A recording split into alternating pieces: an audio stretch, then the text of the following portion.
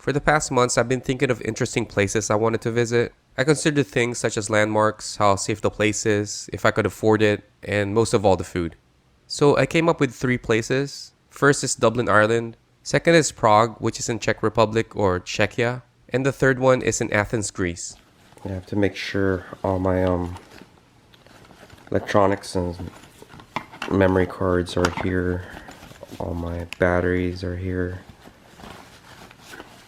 That's pretty much the worst part of this whole thing. Just making sure everything's in here. Well, I couldn't pick which one I wanted to go to, so I decided to go to all 3 countries. Oh, and at the last minute, since I'll be going to Greece, I squeezed in Santorini.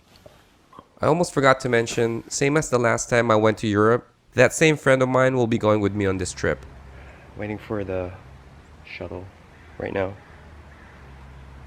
It's gonna come anytime soon. Here's the shuttle. You know, finding someone to give you a ride to the airport is definitely the best way to go. But we didn't want to bother people, so the next best thing is to hire a shuttle.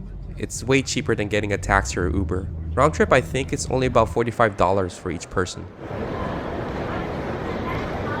Since we arrived 3 hours before our flight, and we've already finished going through security and all, we got hungry and decided to get some food here.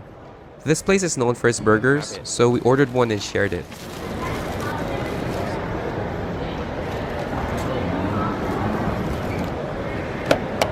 As you can see, instead of a regular bun, we replaced it with a sourdough bread.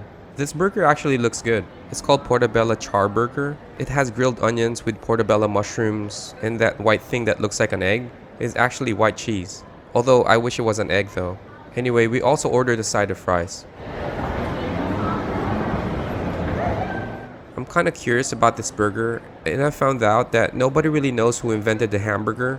I mean, there are many who claims the invention, but one thing I found out is that the term hamburger came from the city of Hamburg in Germany.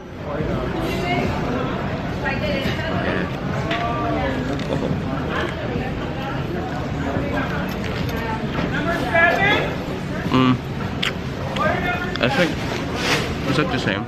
The hamburger was okay.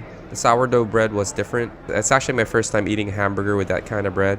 I could taste a little bit of the grilled onions, but I couldn't taste the cheese at all. I think the only good thing about this burger was the portobello mushrooms. I can really taste it. So after we finished eating, we got on the plane and headed to our first destination, Dublin, which is in Ireland. And heading there, we almost missed our connecting flight from Toronto, Canada, which by the way wasn't our fault. Our plane arrived late and we had to go through security all over again. It was terrible. They actually paged us 3 times and warned us that they were about to remove our luggage. That's the first time that ever happened to me. Anyway, to make the long story short, we almost missed our flight with only 5 minutes left before they closed the gate. After flying for about 7 hours or so, we finally made it in Ireland, in Dublin. So this is the airport in Dublin. And it's kind of surprising. It's actually old. It doesn't seem like new. But we're gonna get our luggage right now. I have to be honest, I was expecting the airport here would be a little bit bigger and a little bit newer, but it was just the opposite. I wanted to film more inside the airport, but I was stopped by security and told not to film. We're waiting for Uber right now. I've heard that certain transportation companies are trying to get rid of Uber throughout Europe, which kinda sucks because Uber is cheaper than taxis, and the drivers are much nicer in my opinion. Hopefully they'll keep them. So after driving a few minutes and paying about $55 from the airport, we made it to our hotel. We ended up choosing this hotel because it's located pretty much at the center of the city, and it's right in the middle from all the places we want to go to. Unfortunately, we're too early to check in, so we decided to leave our luggage at the reception desk and went out and explored what's around the area. And just right in front of the hotel is the River Liffey, which runs throughout the city of Dublin. It's this kind of river kind of thing. But we're gonna go over here somewhere. That area I just pointed to is called the Temple Bar. It's a popular neighborhood here in Dublin. I'll talk about it a little bit more later, but to get there we had to cross a bridge, and the closest bridge from our hotel is this one. This bridge is called Halfpenny Bridge, if I'm saying that right, or officially Leafy Bridge. I believe it's the first bridge to be built across this river and one of the first cast iron bridges in the world. It's a pedestrian bridge built in 1816 as a replacement for the ferry system they had before. And the bridge got its name because they used to charge a toll of half a penny just to cross the bridge. But in 1919, they eventually stopped charging people, and today it's estimated that 30,000 people cross this bridge every day. So as I was saying earlier, just across the bridge from our hotel is this area. This place is called Temple Bar. I read that the name came from the Temple family who built a house and gardens here in the early 1600s. But it says that the name most likely came from the Temple Bar district in London that existed back in the medieval times. Today this neighborhood is the center of Dublin's nightlife, filled with bars and restaurants with a number of cultural institutions, and it's a very popular tourist hangout. Everybody's taking a picture of this right here. I don't know why, but it's probably just because of the painting, I guess. Temple Bar is not that big. The streets are mostly paved with cobblestones, and the buildings are tightly connected with each other. Some are actually decorated with paintings like this one. Anyway, I know we're going to spend a lot of time here, but for now, we're headed towards this landmark. So right in front of this church is the Molly Malone statue. I think this church is called St. Andrew's. I'm not really sure. All I know is that it's closed when we came here, because we tried to get inside. But we really came here for this. This is the Molly Malone statue. The statue is based on a popular song here in Dublin called Molly Malone. It tells a story about a woman named Molly who lived in the 17th century selling food by day and was a prostitute by night. It's not sure if Molly was actually a real person, but the song is so popular they decided to create the statue in 1988 and was only moved here in 2014.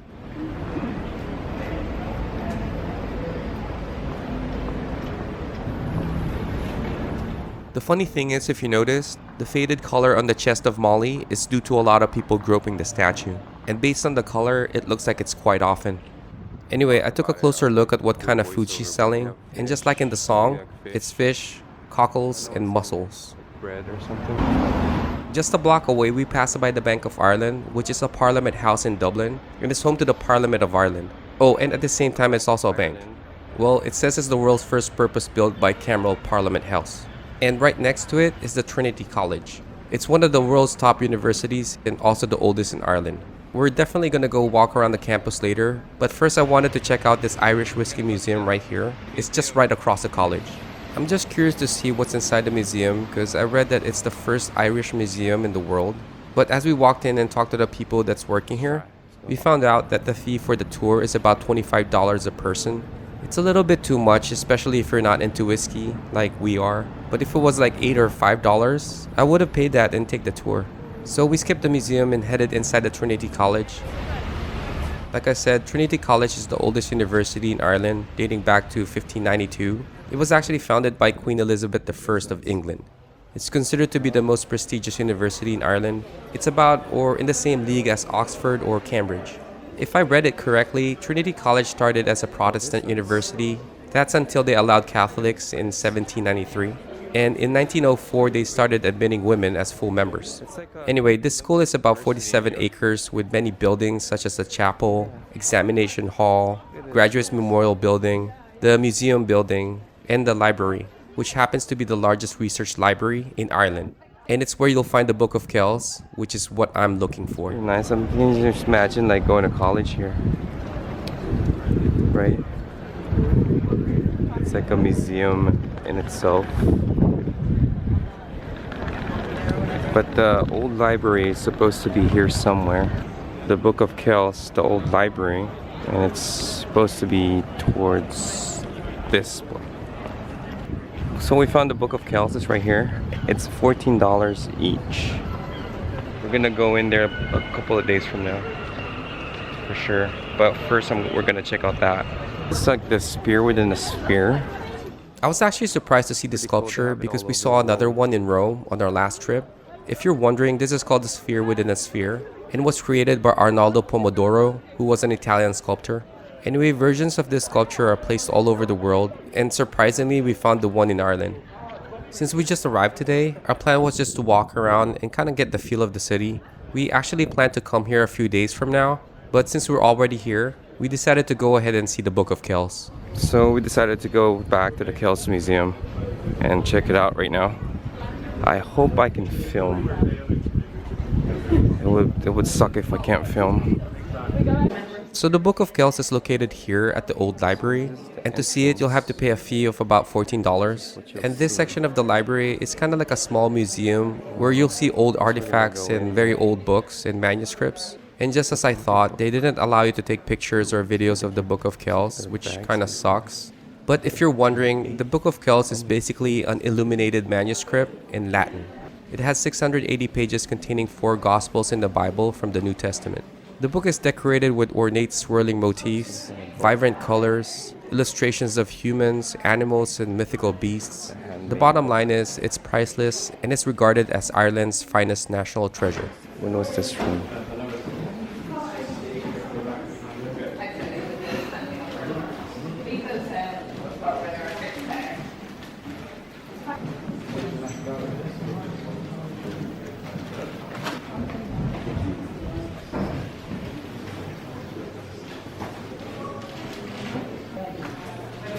For like,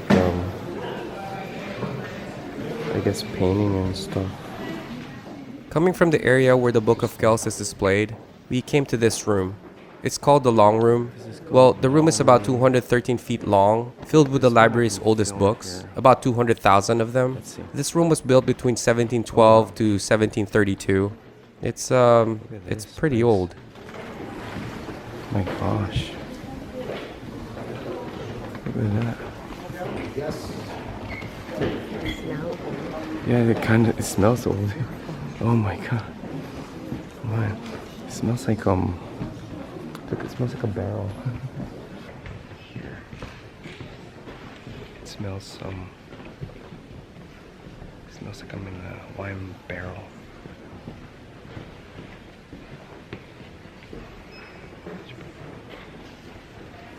Yeah, you think we can rent a book here? So back in the 1850s, this room was expanded to make room for all these books. They even had to raise the roof to make more space.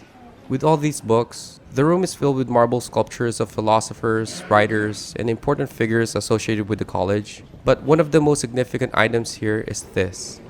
This is a Trinity College harp, or Brian Boru's harp. I'm hoping I'm pronouncing that guy's name right. But this is a medieval harp dating back to the 14th and 15th century. It's one of the 3 oldest Gaelic harps in existence. This was actually the model used for the coat of arms of Ireland, as well as the Guinness Brewery's trademark. Well, one interesting fact I've learned from talking to a local here is that the harp emblem of the coat of arms of Ireland, which is by the way used in passports, coins, and official seals, was registered facing left, because the Guinness Brewery's logo has the harp registered facing right. Yeah, the lighting is it's really dark here. But what's really interesting about this place is the smell. It smells like old wood. Kind of wet too. That pretty much ends the tour, but before we left, I almost missed this one item they have here. It's one of the last remaining copies of the 1916 Proclamation of the Irish Republic. This document was issued by the Irish Citizen Army and the Irish Volunteers during the Easter Rising in 1916 to proclaim Ireland's independence from the United Kingdom. So passing by the Thomas More statue, we headed back to our hotel to check in, and to get there we had to cross this bridge. Well, it looks more like a regular road than a bridge. This bridge is called O'Connell Bridge. Like the Halfpenny Bridge, it spans across the River Liffey. The original bridge was called Carlisle Bridge, which was built in 1791 to 1794. They eventually rebuilt this bridge to widen it and renamed it in 1882 in honor of Daniel O'Connell, who was an Irish political leader. So this is the O'Connell Bridge, and right here is our hotel. We're gonna go and try and check in right now. Alright, so this is my room. Let's check this out.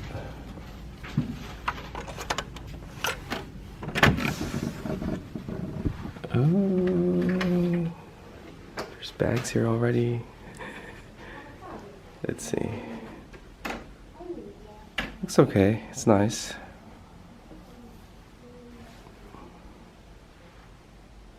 Table. It's bigger than London. Let's see.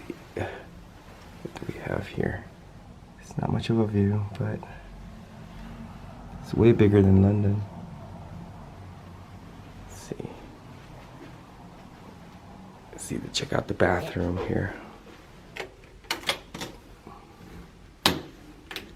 There we go. Oh, nice. Not bad. Not bad.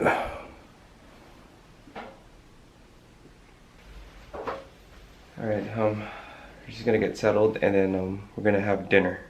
Even though food is the main reason why I make videos, when I travel or go places, I don't really research restaurants or places to eat. It's because I follow what I crave at the moment. But it's actually smart to plan ahead because finding a place to eat can take a lot of time and can be difficult, especially if the restaurant is popular. That being said, I actually looked up this restaurant and temple bar before we came here. I didn't know it until our waiter told us, but this place happens to be somewhat popular because it was featured on a TV show. I just picked it because it had great reviews and it's close to our hotel. So the first thing we ordered was an Irish seafood chowder, which we're gonna share. For me, I ordered the beef and stout stew. I was drawn to it because it says the beef was marinated in beer. Then for her, she ordered the traditional corned beef, which I almost got myself, but it's okay, we both share our food anyway. I know Ireland is known for this dark beer called Guinness, which I had so many times, but I was craving a lager because it's more refreshing. I'll eventually have to try the Guinness here for sure, but right now I'm not in a hurry. So this is the Irish seafood chowder. According to the menu, it's smoked fish. It doesn't really say what kind of fish it is, but it's with potatoes and fennel broth, with a side of stout and trickle bread and butter. That's actually the first time I've ever heard of that bread, but I remember this chowder smelled really good.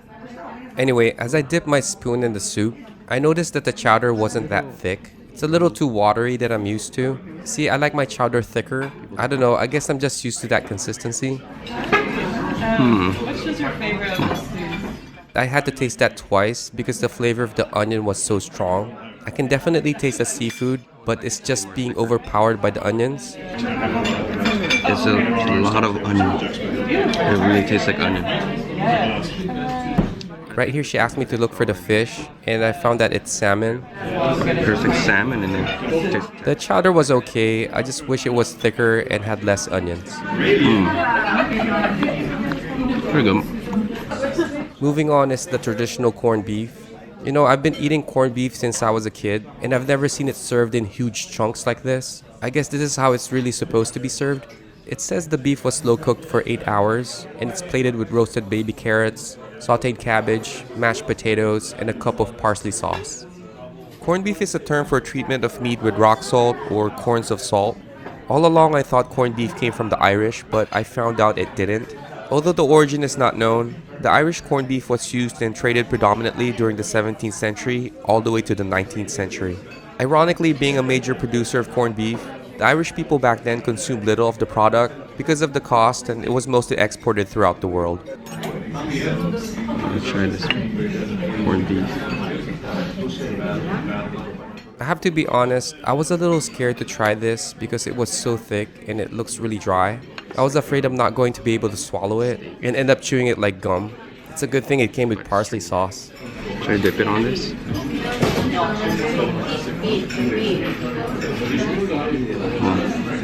So after the first bite, I have to say I was completely wrong. It was really good. The meat didn't feel thick and heavy at all because it's tender and it just broke apart in my mouth. It's not oily or fatty. It actually doesn't need the parsley sauce, even though the sauce was also good. I normally eat corned beef stir-fried and broken apart, but this one was really good. And combining it with the sides balances the whole dish. That's actually good. The sauce is really good. So finally, we have the beef and stout stew. It's Irish beef marinated in stout beer with root vegetables, lumper heritage potatoes, and a side of soda bread. Like the chowder, it smelled really good. And just by looking at this, I can tell the sauce is going to be thick.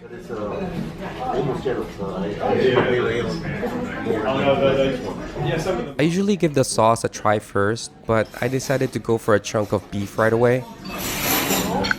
Oh man. I guess my reaction says it all. The beef was really tender, breaks apart the moment you start chewing. And the sauce? How can I describe the sauce? Well, it's very savory, almost to the point of being too salty, but it's still okay. I think it needs more potatoes, but the bread will do. So this is a soda bread. I've never tasted anything like it before. It's very dry and has this strong distinct taste of some kind of flavor. I don't know what it is, but since the bread is dry, it really worked well with the stew. This stew was good. It has everything I'm looking for. The thickness of the sauce, the right amount and size of the beef was on point. Oh, and the texture of the beef was so tender. I don't think you can get it any softer than this. Really good. But the corned beef, in my opinion, was the best. I could eat this every day if I was forced to. Just think, add a couple of fried eggs with runny yolk on this. Perfection would be the right word for it. So after an early dinner, we walked around Temple Bar to kind of check out what to see and do, because most likely we're going to spend a lot of time here throughout our stay. And as we were walking, we came across this famous bar. This pub is fittingly called the Temple Bar, most likely named after the neighborhood. It's the most famous pub in Dublin, dating back in 1599 when this area was pretty much established by the Temple family.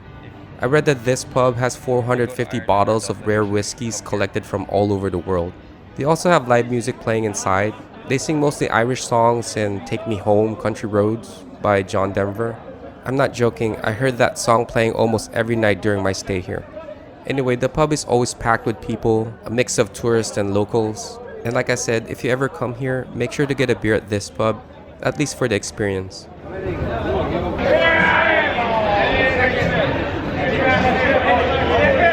Should go there, get a beer. We didn't get a beer just yet. We decided to do that some other day, maybe tomorrow, because we wanted to explore a little more. And doing that, we ended up here.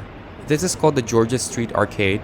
It's a shopping center just a few blocks south of Temple Bar. It was opened in 1881, making it the oldest shopping center in Dublin. It has about 50 stalls selling a wide range of products from clothes, books, food, just to name a few. Let's check it out. You want to go inside? So since we arrived here just this morning from a long flight coming from California, we were really tired, not to mention the time difference, which doesn't help. We ended up walking back to our hotel after this and simply crashed, which was good because tomorrow is officially the first day of this trip, and we're going to explore and visit some landmarks they have here in Dublin. What do they call those markets? What do they call those? Yeah, like a flea market, kind of. Interesting.